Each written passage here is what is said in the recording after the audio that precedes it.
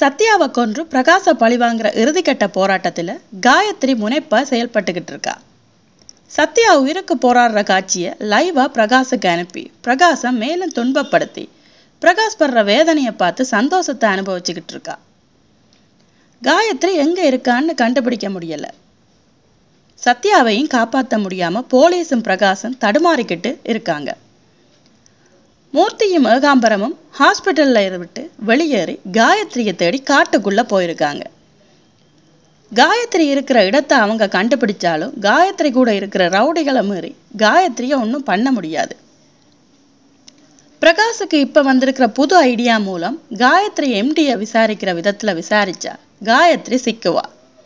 ஆனா எம்டி உண்மையை சொல்லலைன்னா பிரகாஷ் சத்யாவை காப்பாத்த அடுத்து என்ன பிளான் பண்ண போறார்?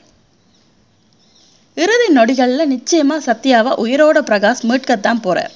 ஆனா அது வரைக்கும் பரபரப்பா இருக்க போகுது தெய்வமகள். மேலும் விமர்சனங்களுக்கு சேனலை சப்ஸ்கிரைப் பண்ணுங்க. தேங்க்யூ.